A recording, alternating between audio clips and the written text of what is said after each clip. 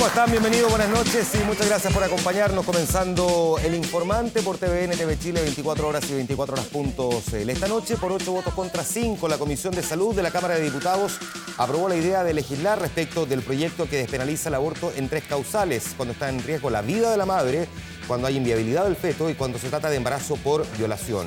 Evidentemente que no pretendemos agotar en esta oportunidad el tema, que es enorme, es muy complejo, pero sí nos vamos a meter al menos en estas 3 causales para tener una aproximación a lo que en parte se va a debatir luego en la sala de la Cámara Baja. Voy a presentar a quienes van a estar esta noche conversando con nosotros. La diputada de la UDI, Claudia Nogueira, muchas gracias por estar aquí, bienvenida. Gracias, buenas Juan noches. Manuel. Y también la exministra del CERNAM, Laura Albornoz, de la Democracia Cristiana. Muchas gracias por estar aquí. Bienvenida. Buenas noches.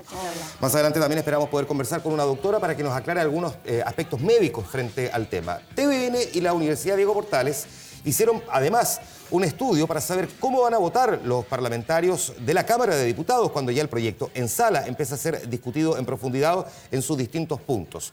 Nuestro periodista Rodrigo Cid nos preparó la siguiente nota que nos acerca, nos aproxima al debate que tendremos esta noche. Esto recién comienza. El proyecto de despenalización del aborto en 3 causales fue aprobado en general por la Comisión de Salud de la Cámara de Diputados. Ahora la iniciativa será revisada en sala, donde la nueva mayoría tiene 67 votos para aprobar la idea de legislar. Recién ahí vendrá la discusión en particular sobre el fondo del proyecto, un debate que ya se anticipa como intenso y polémico.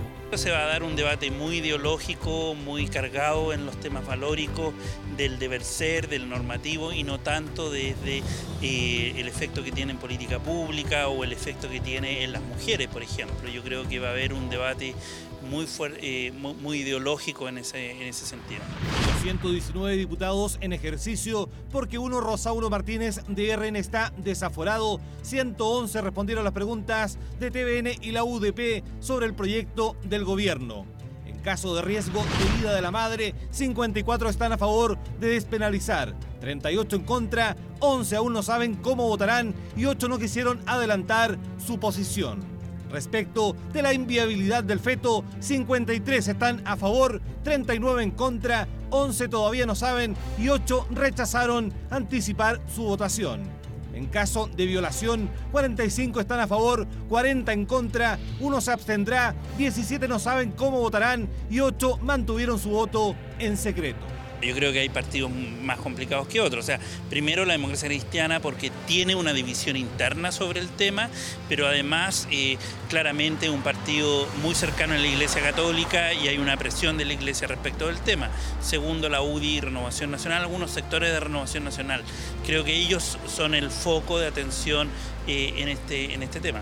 Según el estudio, hay una clara relación entre el partido político y la posición de cada parlamentario, tanto de izquierda como de derecha, excepto, claro, en la Democracia Cristiana, donde hay una mayor diversidad de opiniones. Un alto porcentaje de diputados de la Falange aún no sabe cómo votará. Un tema que preocupa a la nueva mayoría, porque con 21 diputados, más el independiente Iván Fuentes, es la bancada oficialista más grande de la Cámara. Por todo lo anterior, durante los últimos días se han publicado una serie de inserciones en los diarios, apuntando directamente al rol de la DC en este debate. ¿Eso influye a la hora de votar? ¿Es posible cambiar la votación de un parlamentario o no? Ya la persona decidió ya. O sea, yo creo que en este momento que los parlamentarios tienen bastante certeza de cómo van a votar. No creo que insertos en el diario hagan o impacten mucho en la opinión que ellos tienen, pero sí, creo yo, afecta el estado de opinión que hay respecto del tema. En la Cámara de Diputados hay 94 parlamentarios que son padres. Pero según la investigación TVN-UDP, aquellos que tienen hijas se muestran más proclives a apoyar la despenalización del aborto en caso de violación, la que más divide las posiciones. El 44% de ellos está a favor, mientras que el 31% de los que tienen hijos, pero no mujeres, apoyará con su voto esta causal. Hay múltiples factores que pueden incidir en una decisión legislativa de los parlamentarios. La ideología política es la más fuerte de todas. Pero si uno empieza a considerar otro tipo de factores que también pueden incidir, hay factores ambientales, en este caso la familia, que uno tiene la composición familiar y tener hijas mujeres dentro de tu familia, sí pueden incidir en tus preferencias personales y por ende en tus decisiones legislativas. Vamos a tratar de entender cuáles son las tres causales y cuáles son las posiciones, pero creo que sería interesante primero saber cuánto influyen las experiencias personales de cada quien frente a un debate que es profundo, que es intenso, que puede tener de ideología, como estamos viendo en esta nota, pero que puede tener, por supuesto, de múltiples otras convicciones, más allá, por supuesto, de una cuestión meramente política. Por lo tanto, para entender cómo adopta cada quien su postura, saber cuánto influye la experiencia personal. Laura Albornoz, de hecho, la compartiste la semana pasada. ¿Cuánto influye la experiencia propia en la definición, en el caso político de este debate? Yo creo que la experiencia propia no debiera influir, ni tampoco la moral con que uno se rige, ni la que vive con relación a su pareja o su familia, no debería imponerse a la voluntad popular, o no debería imponerse como un sello que marca la gestión de un parlamentario o de una persona. Ahora, inevitablemente, no referirse a aquello es imposible, porque yo creo que la vida de una mujer, si la maternidad es importante o cumple un rol, como puede también no hacerlo, el perder un hijo sin duda alguna es un hecho traumático y doloroso. Y ese dolor no es querido ni buscado por las mujeres. Y por el mismo hecho de no ser querido ni buscado, es que, claro, personalmente uno tiende a reconocer en la posibilidad de seguir castigando a esa mujer por parte del Estado una decisión mal tomada. Chile tiene una penalización, como toda la gente lo sabe, pero es bueno repetirlo. 6 países del mundo son los únicos países que penalizan el aborto en todas las circunstancias, y particularmente en lo que dice relación con mi persona, he pensado siempre que esa situación y esa normativa es claramente discordante con los derechos humanos de las mujeres. Ya, pero tú sí, la semana pasada citabas tu propia experiencia personal, sí, y por lo tanto uno se pregunta si la experiencia personal es la que define finalmente la postura o no necesariamente van asociadas. No necesariamente van asociadas, yo creo, y no debería serlo. Yo me pongo en la situación de... Solamente para quienes no lo recuerdan, solamente en un par de frases, ¿qué fue lo que contaste la semana pasada para quienes no necesariamente están asociados a esa historia? Yo lo que conté es que yo viví un aborto y que esa experiencia fue dolorosa. A mí me parece que no es fácil para las mujeres, esto es más común de lo que uno piensa.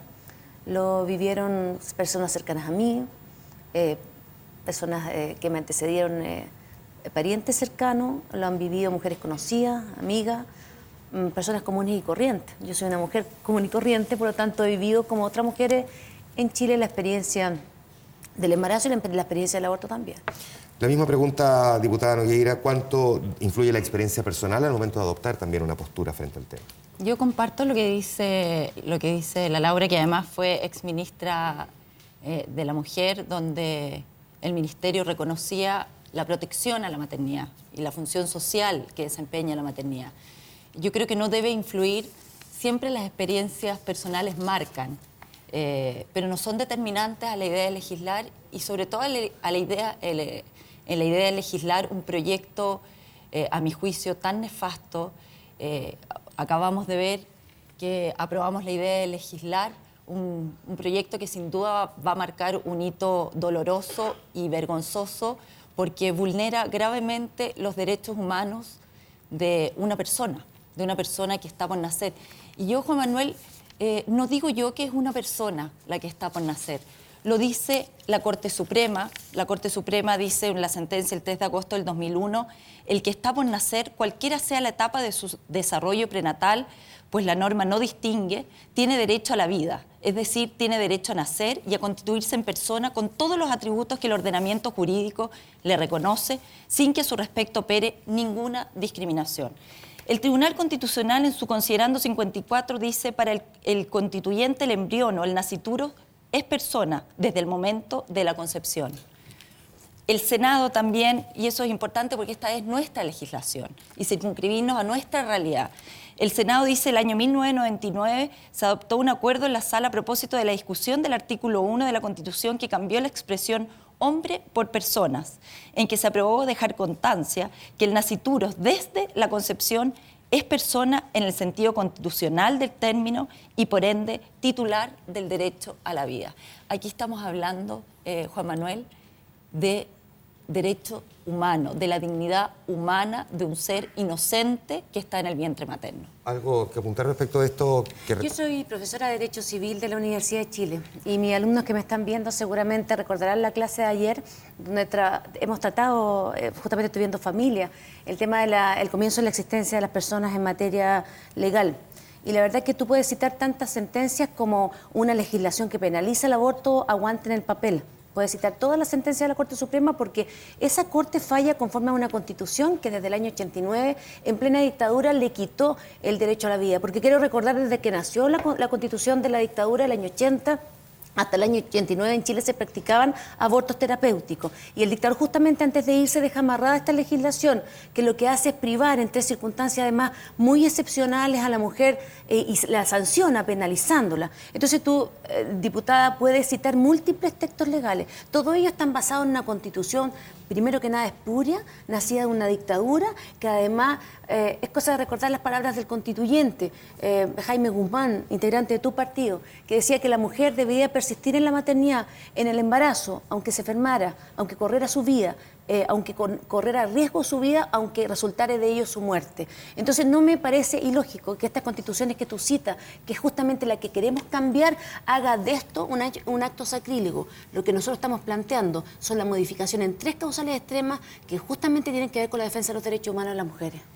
Mira, Laura, yo la verdad es que no quiero entrar a calificar la Constitución como una Constitución espuria, por una Constitución que fue validada por presidentes de tu coalición que la validaron reformándola. Por lo tanto, ir y circunscribir esto por el origen de la Constitución, creo que francamente ese no es la discusión ni el foco del debate hoy día. No, la discusión es simplemente que hoy día estamos hablando de los derechos humanos, pero es que lo que pasa no es que solamente cita, de las diputada, mujeres, sino también de un ser indefenso que está por nacer. No, si tú no le reconoces un derecho humano, porque tú estás sentada aquí, Juan Manuel está sentado aquí, y yo estoy sentado aquí porque tuvimos una edad gestacional, porque en algún minuto estuvimos en el vientre materno de nuestras madres y nacimos. Y se nos respetó el derecho a vivir. Ese es el foco y a eso tenemos que circunscribirnos. El mismo derecho que se le privó a 9 mujeres embarazadas, a propósito que a la diputada no le gusta hablar de la dictadura, que fueron violadas no, no fueron, hablar de la y que fueron brutalmente torturadas durante la dictadura también, porque yo en esto, Juan Manuel, francamente a mí me sorprende. Nosotros estamos hablando no de privar el derecho a la maternidad ni la vida del que está por nacer, estamos hablando de despenalizar en 3 circunstancias excepcionales, estamos hablando de inviabilidad del feto, violación y salud de la madre. Entonces me parece a mí que extrapolar y tratar de generalizar una circunstancia que está sumamente acotada es en sí mismo un acto mañoso que en definitiva... Yo, ante esa reglamentación, yo quiero decir que las encuestas en Chile dicen que sobre el 70% de las personas, de los chilenos, de los ciudadanos, están de acuerdo con esta despenalización. ¿Con qué criterio o con qué moral alguien le va a imponer cómo comportarse respecto de situaciones extremas a otra persona? Cuando hablamos de derechos humanos, eso no está entregado a las mayorías. Hasta las democracias tienen límite. Todos tenemos límite, sobre todo cuando hablamos del primer derecho humano que tiene toda persona, que es el derecho a la vida, el derecho a poder vivir. Déjeme ser partícipe. Ese es el foco del debate hoy día. Déjeme ser partícipe de esta conversación a la doctora Sofía Salas, que ya tengo ahí esperando también en el móvil. Quiero decirte que esta es una ley que acabamos de aprobar, la idea de legislar, ideológica, que avanza hacia el aborto libre, porque no despenaliza, sino que legaliza el aborto, consagra el derecho a abortar, con prestaciones legítimas de salud, y además es un proyecto tremendamente discriminatorio. Ya vamos a ir causal por causal, que es la que cita Laura Albornoz, pero antes quiero preguntarle a la doctora Sofía Salas y agradecerle que esté esta noche con nosotros en El Informante. ¿Cómo le da, doctora? Buenas noches. Hola, buenas noches. Primero, porque entre varias cosas que se han planteado aquí, sería bueno tratar de aterrizarlo desde el punto de vista de la casuística, desde el punto de vista numérico, desde el punto de vista estadístico, como usted lo prefiera denominar. Cuando hablamos de embarazos que se presentan en estas 3 causales, del universo total de embarazos, ¿cuántos podrían representar al año, por ejemplo? Yo diría el más claro son las malformaciones incompatibles con la vida, son alrededor de 500 al año. Se estima que embarazos por violación son alrededor de 2.000 en una cifra que es estimativa, eso sí, y en embarazos que ponen en riesgo de vida a la madre es una cifra más difícil de lograr porque va a depender mucho de los medios con los que se cuenta para atender a la mujer que está con alguna enfermedad grave. Uno puede hacer una estimación en base al número de muertes maternas que hay en Chile al año y son aproximadamente 50 muertes maternas, de las cuales tal vez aproximadamente la mitad podrían ser prevenibles con interrupciones más precoces del embarazo. O sea, si lo lleváramos, si lo lleváramos al número en ese caso, haciendo esa proyección y en el entendido de que no es esa cifra exacta, serían 25. Pudieran ser 25 con riesgo vital, ¿ya? Pero yo creo que el tema de transformarlo en números no es tan relevante para la discusión que se está haciendo. No solamente creo que es bueno reflejarlo también porque para saber si esto equivale a un porcentaje muy relevante de los embarazos totales. ¿Cuántos son los embarazos totales al año en Chile? 240.000 aproximadamente. 240.000. Perfecto. O sea, estamos hablando aquí en total de cerca de 750.000 o alrededor de ellos. Es solo para tener una dimensión también de... No, perdón, 750.000, no, 200. Perdón, 700 embarazos. 240.000. 240.000, sí. Embarazos. Pero son 500 por malformación. Alrededor de 2.000 podrían ser máximo por violación. Claro, 2.500 ya, perfecto. Y muertes más. Sí, ya. Doctora, le quiero hacer la siguiente pregunta también porque es parte del debate que vamos a empezar a tener a partir de ahora. ¿Cuál es la diferencia que hay entre un feto de 6 semanas, de 14 semanas, de 20 semanas? Porque uno va escuchando aquí 12 semanas, 18 semanas, para tratar de poder comprender y también entender desde el punto de vista legislativo por qué se fija en una semana y no en otra.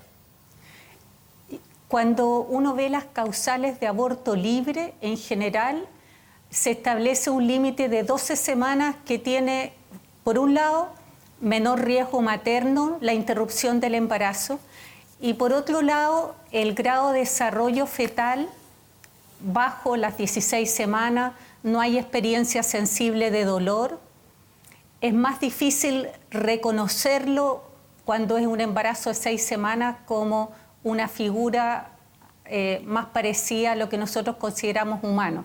Pero si uno revisa las legislaciones de los distintos países, hay algunos que la fijan en 8, en 10, en 12, en 14, en 20 semanas.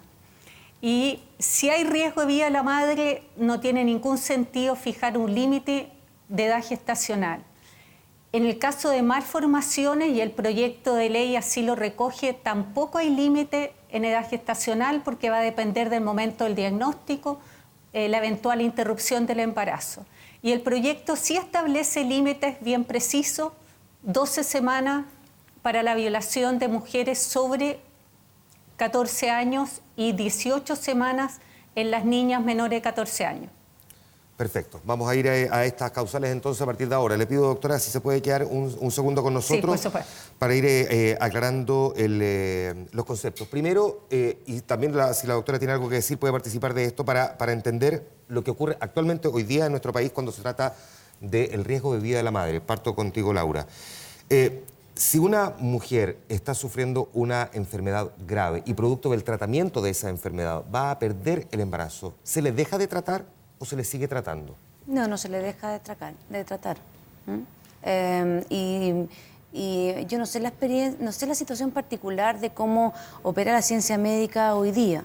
Yo entiendo que en muchos casos, tratándose de algunos médicos, opera la decisión de intervenir por argumentando justamente la atención o la salud de la madre, o la necesidad de atención de la madre, y yo mayoritariamente, si el mal menor resulta ser dañado el hijo por salvar la salud de la madre, se interviene igualmente en caso de afectación de la salud. ¿Y el médico no es perseguible legalmente por haber tomado la determinación de optar por uno respecto del otro?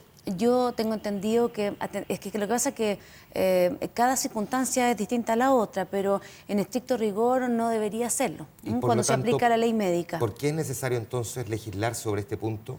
Porque yo sí considero que, o más bien lo que plantea el proyecto y lo que se ha planteado en el debate parlamentario tiene que ver con establecer reglas que efectivamente permitan una aplicación de carácter general y que no deje sujeta a la acción en conciencia del facultativo tomar la decisión de en qué medida interviene o en qué medida no.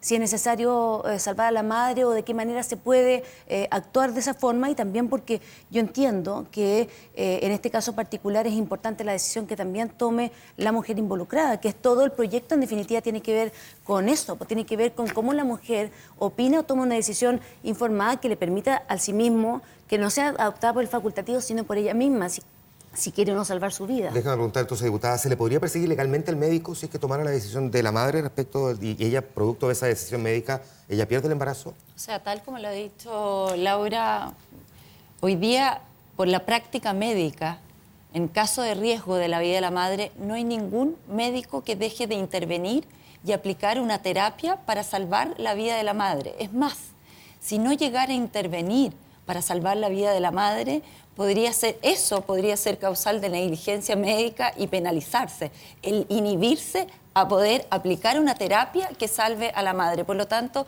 Juan Manuel, esta causal es absolutamente superada e innecesaria, porque hoy día siempre, frente al riesgo de una mujer de morir o que tenga peligro su vida, el médico interviene, y así lo hemos... No lo hace siempre, Claudia, no lo hace siempre. Por eso justamente es que se presenta el proyecto de ley, porque el médico no siempre interviene conforme su criterio médico y, por cierto, sobre todo su convicción y no la decisión de la mujer. Justamente por eso se presenta el proyecto de ley, porque el facultativo actúa con sus criterios y la mujer no tiene nada que decir al respecto, poniendo en riesgo la situación. Claro, mayoritariamente los médicos optarán por proteger el bien mayor o, en definitiva, tomarán una decisión con afectar o defender la situación de mayor prevalencia o de mayor preocupación. Juan Manuel, cuando hay riesgo de la vida de la madre, el médico, y eso lo han dicho todos los médicos que han pasado por la Comisión de Salud, todos, sin distinción, los que están de acuerdo o en contra de este proyecto, que frente a un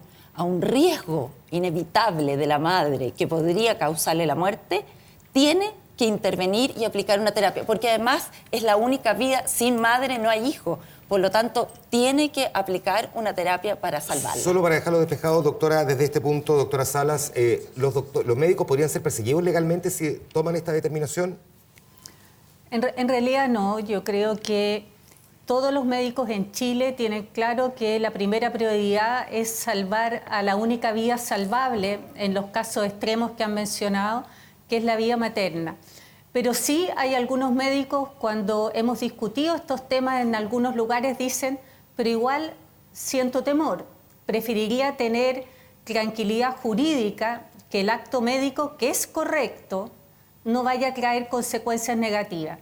Entonces, en ese sentido, y uno puede revisar la evidencia comparada, en todos los países prácticamente se permite el aborto cuando hay riesgo de vida de la madre. Perfecto. Las otras causales son más discutibles. A las que vamos a entrar a partir de ahora. Pero en este caso yo quiero decir que en el caso de aplicar o intervenir producto de la terapia, cuando el feto termina o este hijo termina muerto, aquí no hay un aborto, Juan Manuel, porque la intención del médico no es matar esa vida. La intención del médico es salvar la vida de la madre, por lo tanto no hay ninguna contradicción. No, porque justamente lo que hay que determinar es si la mujer tiene que estar muriendo o en situación de riesgo absoluto para que en definitiva se adopte una decisión por parte del médico, eso por una parte, y los riesgos de salud de ella no tienen que ver solamente con el hecho presente, sino que la posibilidad futura, y conocemos numerosos casos,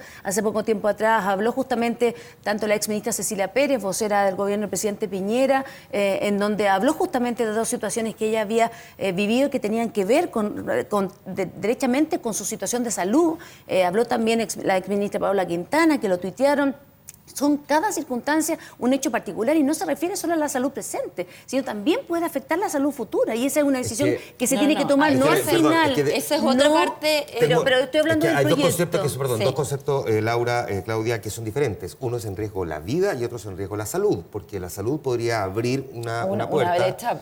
Esto es aborto libre, por eso que otro debate. Entonces quiero saber, dame un segundo, Claudia, porque quiero saber si estamos hablando de salud o de vida. No, estamos hablando de la vida. De la vida. Habla de la vida y de no correr los casos que se citaron ahí era hipertensión pulmonar primaria, se citaron cáncer de cuello de útero. Exactamente. Esos eran los casos que son... Embarazo ectópico. Claro.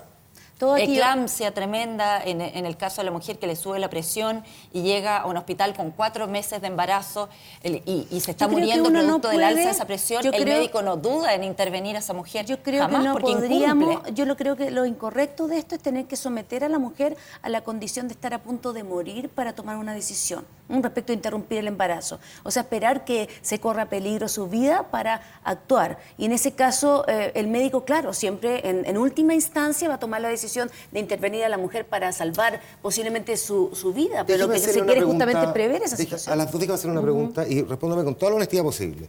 Primero, diputada, y la misma pregunta para ambas. El temor que tienen los sectores que rechazan, por ejemplo, esta causal es que se pase de riesgo de la vida a riesgo de la salud de la madre y que, por ejemplo, la madre invoque, no sé, salud psicológica o salud psiquiátrica, por lo tanto, por ese producto de ese embarazo. En otros países, por lo demás. Y es el temor, es que en el fondo aquí se abra la puerta. Hago la misma pregunta al revés, Laura. ¿No podría darse que una vez que se pone en riesgo la vida de la madre, después se utilice el argumento en riesgo la salud y que eventualmente ese también sea un argumento considerable desde el punto de vista legal? Sin duda es así, es tanto que este proyecto consagra el riesgo de la vida de la madre presente o futuro. O sea, nosotros tenemos que, yo soy mamá, todo embarazo conlleva un riesgo, Juan Manuel. Siempre conlleva un riesgo. Por lo tanto, bajo esta causal, uno podría decir que va a tener un riesgo futuro producto que tiene una depresión enorme y el médico determinar que corre un riesgo futuro la mujer, por lo tanto hay que intervenirla y hay que sacrificar la vida de ese ser humano. Laura. Yo quiero decir dos cosas. Una primera, yo quiero hablar sobre las verdades. Y la verdad es que este proyecto de ley no contempla ni aborto libre, solo la despenalización por 3 causales.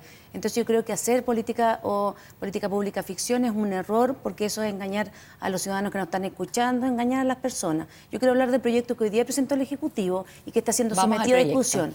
Entonces, en base a ese proyecto, yo creo que lo que sucede el día de mañana, si se llega a debatir sobre la salud o no, yo creo que de partida no hay ningún debate que en Chile se esté vetado de partida. O sea, yo creo que ninguna tendencia política o parlamentario puede vetar un debate en Chile. Si se diera, se da. Y lo vamos a respetar porque eso es parte de la democracia. Ahora, yéndonos al proyecto en particular, no apunta a la despenalización del aborto libre, está hablando de 3 circunstancias particulares y está hablando de la afectación de la vida de la madre de una manera estricta, rigurosa y extrema. Y yo creo que frente a eso, efectivamente lo que cabe es la intervención para interrumpir el embarazo justamente por ese motivo. Déjeme preguntar a la doctora Salas. Doctora, vamos a la segunda causal y si me puede ayudar a entender en simple, cuando se habla de inviabilidad del feto, ¿a qué referencia se hace esto? ¿Cuándo es un feto inviable? Sí. A ver, yo creo que es importante distinguir el concepto de inviabilidad, que es cuando nace prematuro, antes de que tenga la madurez pulmonar suficiente para poder vivir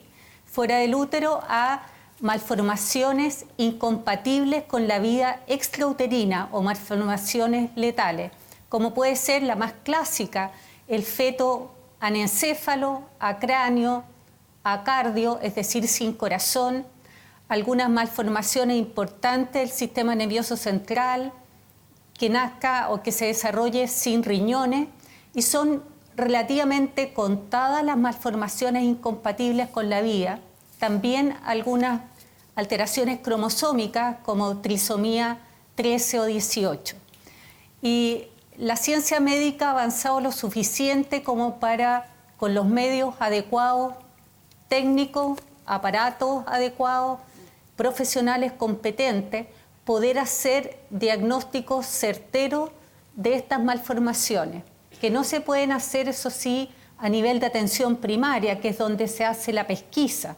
Requieren, para hacer correctamente el diagnóstico, gente especializada. Aquí le hago una pregunta y por eso le pido la precisión, porque una de las cosas que se suele citar generalmente en esta parte del debate, en esta causal, es que se dice el feto era inviable, pero que luego logró sobrevivir y vivió. Es decir, se convirtió en niño y luego en adulto.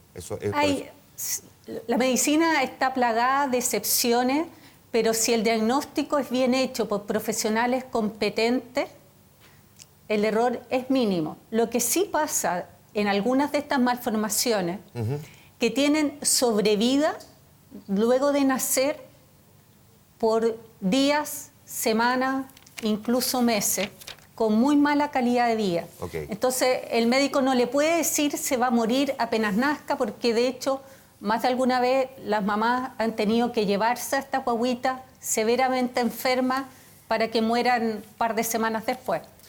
Laura Albornoz, Claudia...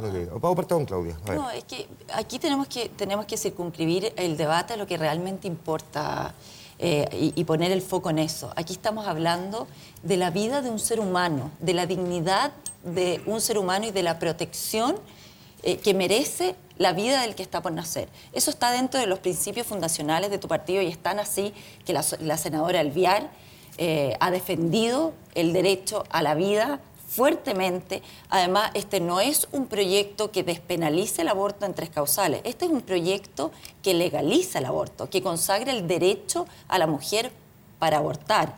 Establece una prestación legítima de salud. Aquí, por eso que es importante que no se confunda la ciudadanía. Aquí no estamos hablando de despenalizar, porque quiero decirte, Juan Manuel... Es decir, de no perseguir legalmente... Es que quiero decirte, Juan Manuel, que en nuestra legislación no existe ninguna mujer presa o condenada por estas 3 causales. Doctores, no, sí. No, doctores que hayan doctores, sí. Por estas 3 causales, porque haya intervenido una mujer para salvarle la vida. No, por esa causa no. Hay estudios de la profesora Lidia Casa, profesora de la Universidad Diego Portales, que acreditan que en Chile se ha penalizado y hay mujeres que han terminado siendo detenidas, pesquisadas, investigadas y los facultativos también por circunstancias de violación. Ahora, basta que hubiera una sola mujer para que esto fuera procedente y en definitiva la medida injusta que establece la ley fuera retirada, derogada a través de una nueva ley. A mí me parece que la defensa de la vida tiene que ver justamente con respetar la integridad de una persona que sufre un embarazo y que efectivamente no, porque lo que hay no necesariamente puede recibir esa... Yo tuve un embarazo que involucionó y esa involución me hacía daño. ¿Qué significa la involución desde el punto de vista del embarazo? Significa que el feto crece y después empieza a retroceder. Exacto. Y a mí me parecería absolutamente contrario a los derechos humanos que una mujer como Karen Espíndola, como Claudia, sean obligadas, perdón, si me permites terminar, sean obligadas a perseverar en el embarazo sabiendo que lo que van a engendrar o lo que van a estar gestando durante 9 meses no es una persona o no es un ser humano, es un grupo de células con vida. A mí me parece inhumano que el Estado chileno persiga con penas de cárcel a una mujer que gesta una mórula. Me parece mal, como dijo la doctora, que se obliga a una mujer a embarazarse o mantener un embarazo de una persona que tiene anencefalia, que no tiene corazón. Eso me parece que es tener poca sensibilidad con la persona humana que es la mujer. La mujer no es una incubadora, no presta el cuerpo, como alguien dijo. Es un ser humano que vive, que siente, que cuando aborta sufre las consecuencias de un parto, sufre contracciones, genera leche, tiene todo lo que tiene un embarazo común y corriente. Entonces, me parece a mí que tratar de colocar esta situación en parámetros tuyos, diputada, en parámetros de una persona que ha tenido embarazos normales, es altamente injusta con el principal derecho, el principal sujeto de derecho, que es justamente la mujer. No, yo no he tenido embarazos normales porque también tuve un aborto retenido que fue muy, muy duro y tremendamente doloroso. Pero aquí no estamos para hablar de experiencias personales. Yo soy legisladora y mi deber es legislar y ser consecuente con los principios que defiendo, que es el más básico, el derecho más básico de toda persona y que tú también, dentro de lo que has explicado, le adjudicas a ese ser humano dentro de tu vientre la calidad de persona. Y una persona tiene titularidad de derechos, una persona tiene dignidad igual que la mujer. Aquí estamos hablando de 2 seres humanos independientes, que uno necesita al otro para poder desarrollarse, pero son 2 seres humanos que necesitan y el Estado debe proteger a ambos. Fue un aborto retenido, muy, muy doloroso. Defina, si es posible explicar qué es lo que es aborto retenido. No, un aborto retenido significa que mi hijo, tuve un hijo hasta los 4 meses, que lo fui a ver durante todo el proceso como un hijo. Yo no iba a ver un conjunto de células, ni un embrión con mi marido, sino que iba a ver a mi hijo. Y ese hijo, como todas las mujeres, exactamente, como todas las mujeres que crean un vínculo afectivo desde que saben que están embarazadas. Y este niño, cuando fui a la última ecografía, no había crecido. Y tuve que, tuvieron que intervenirme y sacármelo porque ya estaba Eso muerto. le pasó a Karen Espíndola. Ya estaba muerto. Ya. Y fue tremendamente doloroso.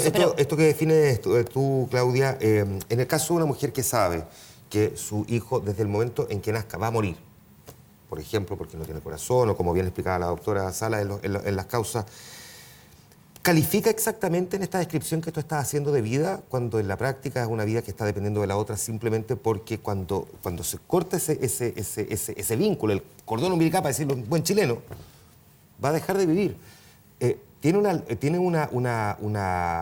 ¿Puede calificar en exactamente la misma categoría de todo lo que tú acabas de describir en este conjunto? Yo lo único que puedo decirte, Juan Manuel, que aquí estamos hablando de un ser humano que viene gravemente enfermo y que tú estás...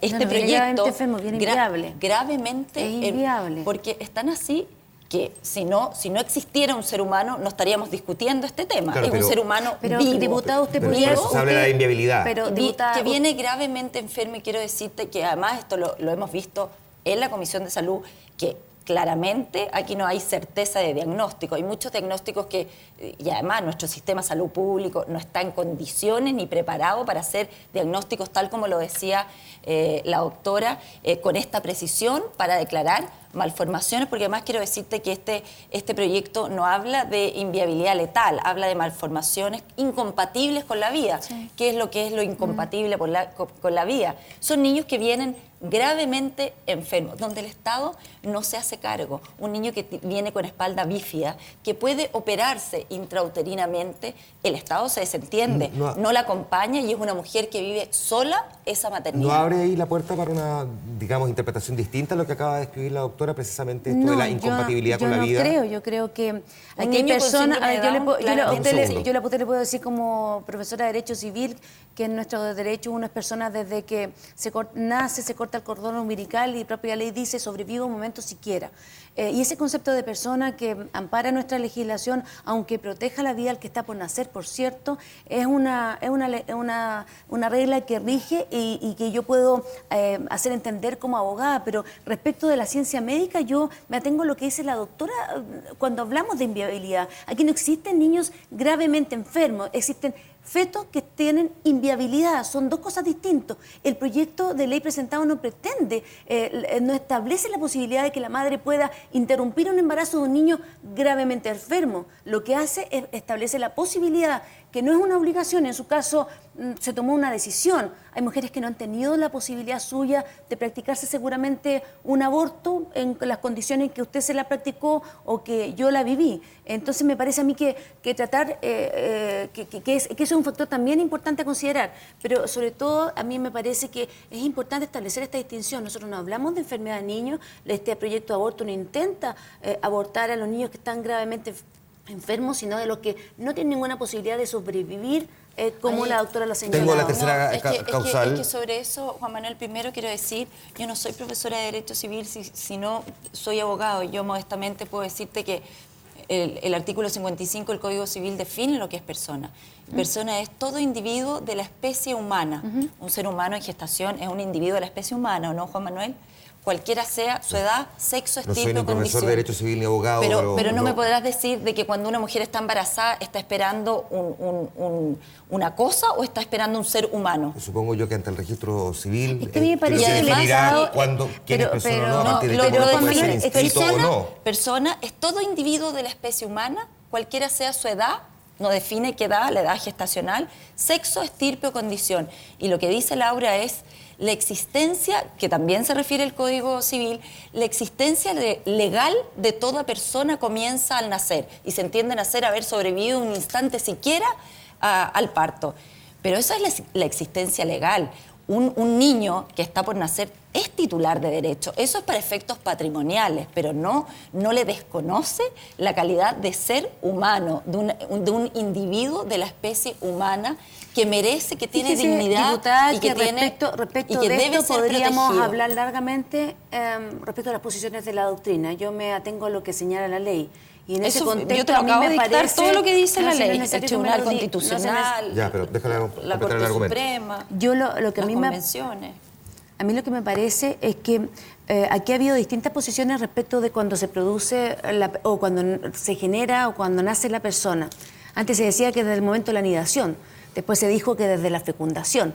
No hay un periodo y todavía existe mucha discusión en la ciencia y en la medicina respecto de cuándo comienza a ser persona. A mí no me parece que alguien, bajo sus criterios, pueda imponer al resto esta noción, porque usted no es conocedora de la verdad, ni hay ningún científico que efectivamente pueda tener certeza al respecto. Entonces, a mí lo que me parece es evidencia que cuando existe, sí, la misma de la que habla la doctora, es justamente la que habla la doctora. ¿Cuándo tenemos derecho y merecemos ser protegidos? Yo creo que uno puede interrumpir la vida de un ser humano, de un conjunto de células, de un embrión. Un niño no, que está en el vientre materno. No importa, porque para la evidencia científica eso no es una vida, es un ser humano. Es que para efectos de... No importa lo que sea para mí, importa lo que es para todos los chilenos. Si usted no voy a ir a la tercera causal y les pregunto a ambas, primero, ¿cuáles serían las...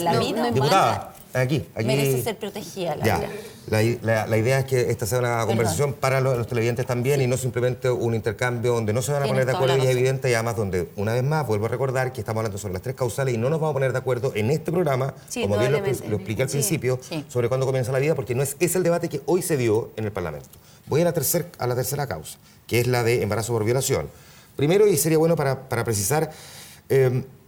¿cuáles serían las indicaciones que se van a incorporar para demostrar primero la violación y que que ese embarazo es producto de una violación? A ver, yo no las conozco en detalle, estaba recibiendo recién una información de la organización Miles, que fue la que promocionó Yo creo que es bueno establecer una serie de indicaciones vinculadas con los protocolos y las situaciones en las cuales se certifica que efectivamente la mujer sufrió una agresión sexual. Yo creo que va a haber algo relativo a la persecución del criminal, porque parte de la reparación de las víctimas tiene que ver con que efectivamente se haga justicia y también un hombre que agrede o violenta a una mujer o que viola a una mujer va a seguir haciéndola con otras mujeres. Tratándose de las niñas menores de edad, usted recordará que cerca del 90% de las víctimas de violación son justamente niñas menores de edad y quienes las violan son su entorno cercano. Entonces, con mayor razón, habrá que precisar aquellas cuestiones y las indicaciones se harán cargo de las preocupaciones de los parlamentarios en ese sentido. A su juicio, una mujer, porque esto es mujer, puede ser niña, puede ser adulto, si argumenta que el embarazo es producto de una violación, ¿debe haber acreditado primero o haber presentado al menos la denuncia y que hay una investigación al menos al corriente? Mire, yo creo ¿O que en conjunto esto se desarrolle? Yo creo que son caminos que efectivamente pueden establecerse en paralelo o no. Yo creo que la primero es la atención. Entonces, lo primero por violación. Yo no me imagino a una mujer que utilice la violación y se practique aborto como método anticonceptivo. Efectivamente podrá haber alguna circunstancia excepcional. La regla general es que las mujeres que son violadas, particularmente las niñas, por sus padrastros, tíos, cercanos, lo que viven es una experiencia brutal, permanente, recurrente y sistemática en el tiempo.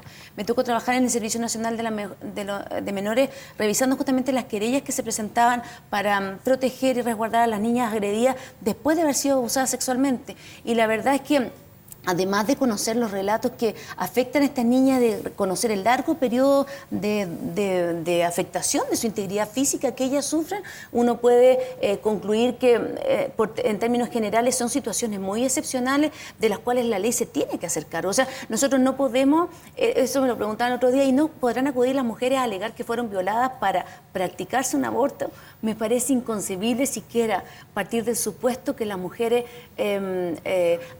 utilizarían ese recurso o que las niñas utilizarían ese recurso, porque además las víctimas tienden a no mentir para hacerse o practicarse un aborto. Diputada Nogueira, ¿cómo se plantea ante alguien que tuvo relaciones contra su voluntad y que además producto de esa relación contra su voluntad, o sea, no fue fruto del amor, siguiendo la misma lógica que usted ha escrito durante este programa, se gesta esa vida? ¿Cómo se le puede plantear a esa persona que no quiere ese embarazo, que no lo buscó, que no lo deseaba, el que tiene que llevarlo a término? Bueno, dos cosas. Precisar... Sabiendo además, perdón, que el padre de ese niño o esa persona, objeto de derecho, como dice usted, es en el fondo un delincuente. Es decir, con todo el drama social asociado, además de la experiencia propia y traumática de esa niña o mujer.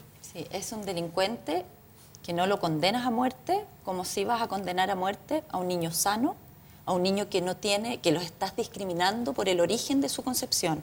Eso es lo que estás haciendo.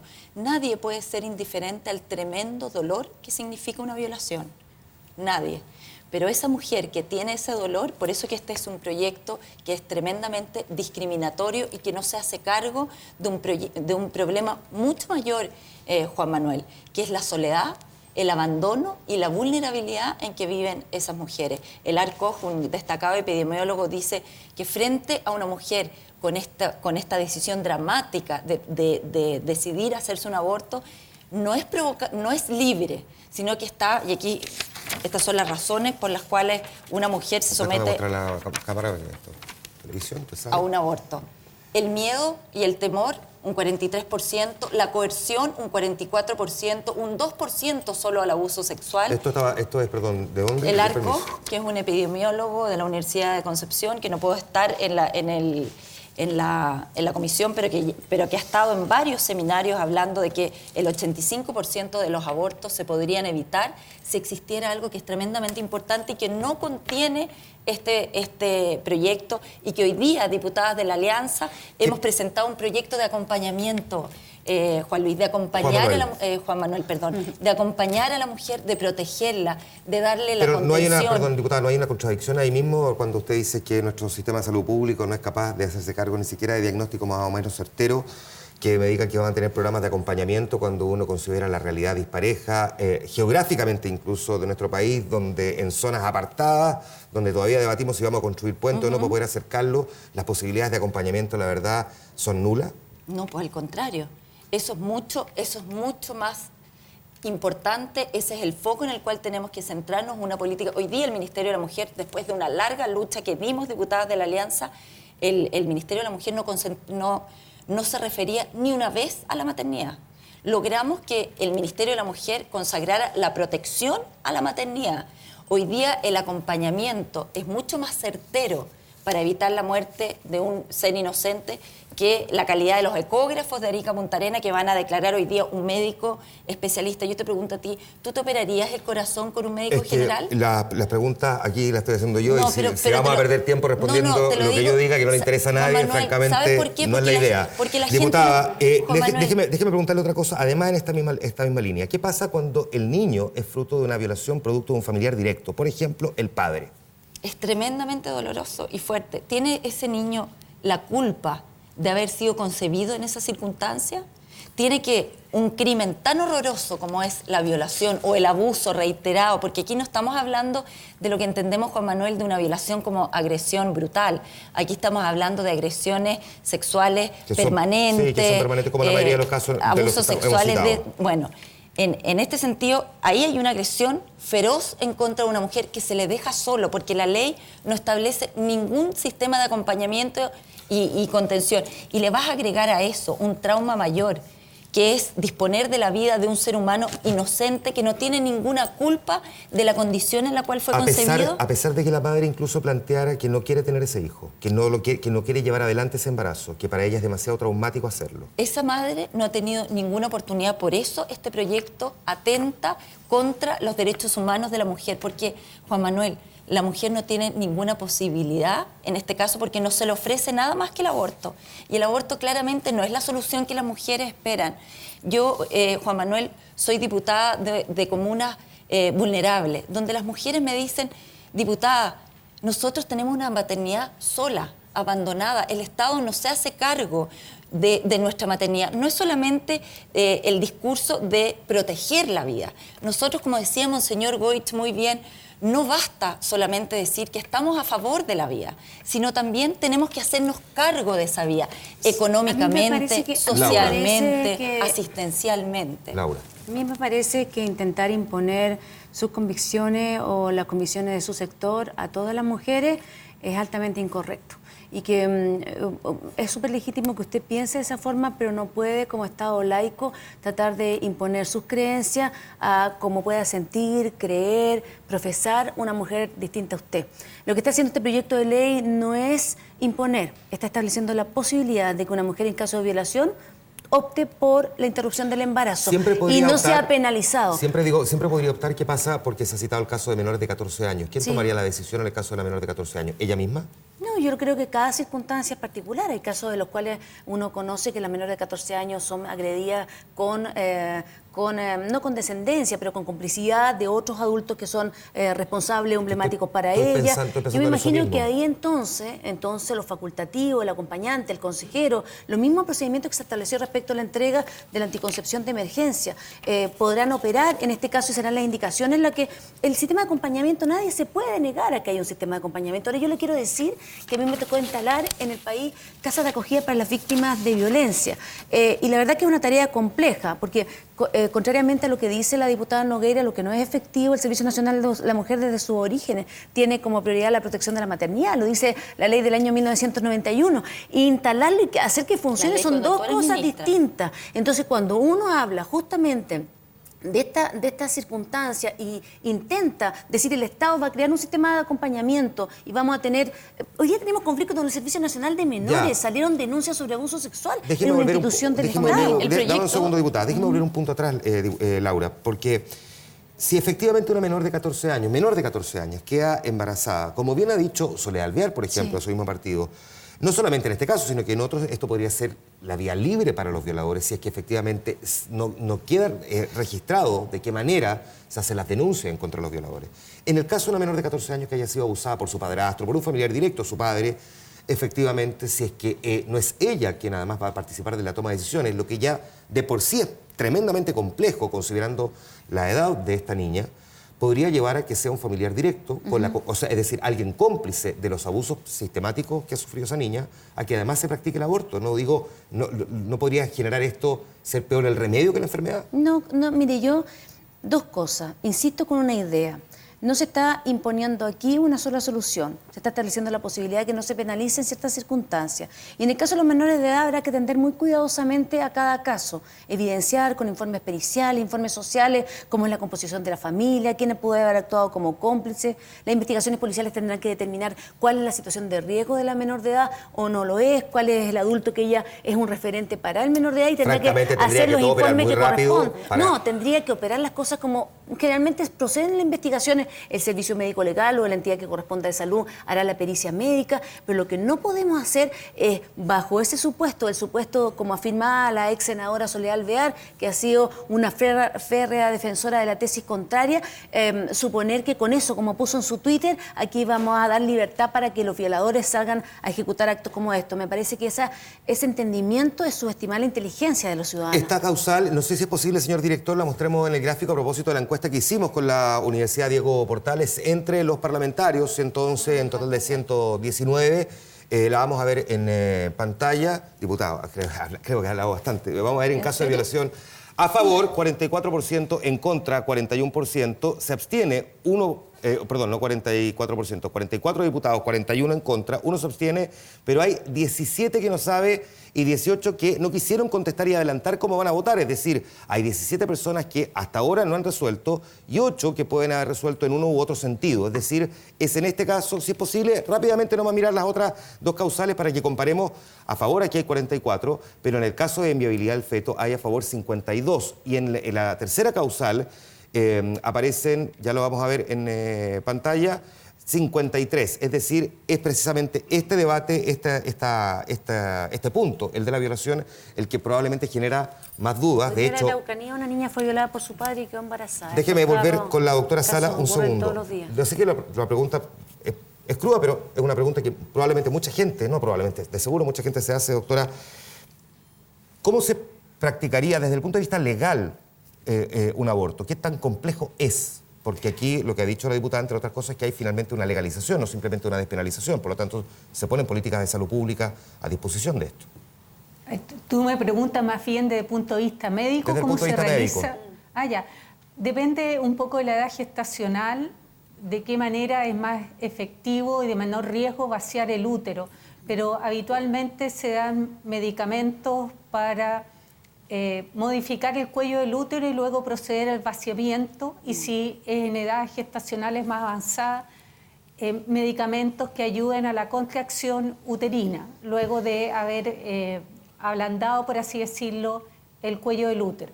No es muy distinto a lo que se hace actualmente cuando hay un aborto retenido, es decir, cuando ya Perfecto. el embrión o el feto ha fallecido. Pero yo diría que hay varias imprecisiones que me gustaría dejar claro. Claudia en un momento dijo de que en el caso de riesgo de vida de la madre, esa interrupción del embarazo no es aborto. Es aborto porque la Organización Mundial de la Salud no distingue si ese aborto es con una intención moralmente más adecuada que otra. Y por lo tanto el término correcto es un aborto por causa de salud materna. Perfecto, doctora. Y ya, perdón. Sí, perfecto. Le quiero agradecer, doctora, al que haya también participado de esta conversación, entregándonos algunos puntos de vista médicos frente a este tema. Muchas gracias, doctora. Buenas noches. En el caso de la violación... Diputada. En el caso de la violación, lo que sostiene el proyecto, no lo que uno se imagina que puede ser y a lo ideal que podríamos propender, aquí habla de, tratándose de menores de 14 años, la interrupción del embarazo deberá contar con la autorización de su representante legal. Y cuando hemos hablado de que aquí, en la mayoría de los casos, los abusos se dan en el interior del hogar, estamos hablando, y lo ha dicho la Corte Suprema, Juan Manuel, de que aquí se abriría a un espacio de impunidad importante porque el delincuente, que es el violador, sería el que presionaría a la mujer eventualmente para cometer el aborto. Él es representante legal y actúa como representante el que tiene el cuidado de los hijos, que ejerce también la patria potestad, así que eso no es necesariamente así. Que está ahora, aquí. sin embargo, el proyecto de ley puede ser perfeccionable. Lo que está en debate en Chile hoy día es si es posible imponer una moral o un solo criterio respecto a situaciones extremas, la visión de un solo sector de la población. Y me parece que ese es el centro fundamental, porque esto seguramente usted con sus compañeros parlamentarios trabajarán dentro de las horas que dedican al trabajo legislativo muy acuciosamente en mejorar el proyecto y hacer de él el mejor de todo. Pero lo que no podemos nosotros es negar que Chile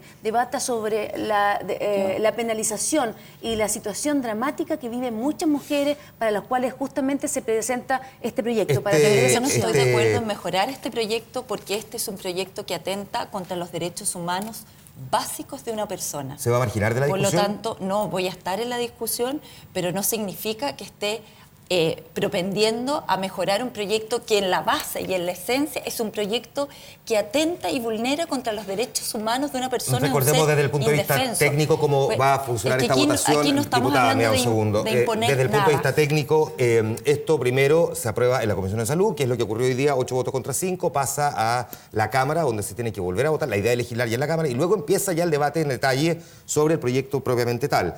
Me quedan un montón de preguntas, yo sé que la gente en Twitter debe tener un montón de preguntas también. Le voy a pedir 10 segundos a cada una para que me responda esto que creo que es relevante también, porque hemos hablado de las mujeres, pero no hemos hecho mención a los padres, descontando, por supuesto, el caso de la violación, por razones bastante obvias. ¿Qué pasa con los papás si un padre resuelve, por ejemplo, que no quiere que la madre de su hijo aborte? A mí yo creo que es un tema discutible en la medida en que estamos hablando de parejas que tienen una relación permanente y esto no resulta producto de una relación ocasional, hay una relación de pareja estable, hay matrimonio que no siempre ocurre. Yo creo que su opinión tiene que ser considerada, pero en primer lugar, donde se está gestando, donde están ocurriendo estos hechos, en primer lugar es el cuerpo de la mujer.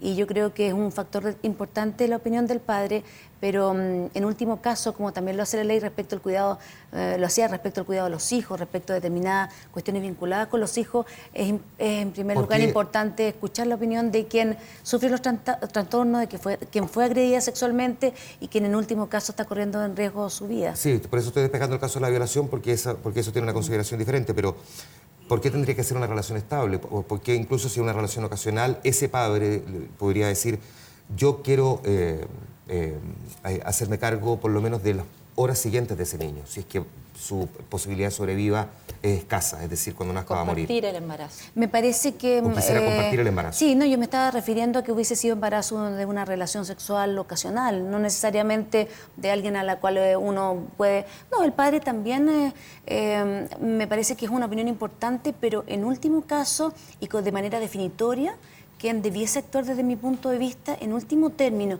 No es porque no tenga importancia, porque luego van a decir todos los hombres, no es que no tenga importancia, pero en último caso quien debiera tomar la última decisión... Es la mujer. Es la mujer. Diputada, por último. No, yo creo que el padre es un actor tremendamente importante. De hecho, en el proyecto de ley que presentamos de acompañamiento también contempla el hecho de exigirle a ese padre que se haga responsable durante el embarazo de proveer toda la ayuda y el apoyo a la mujer que está embarazada.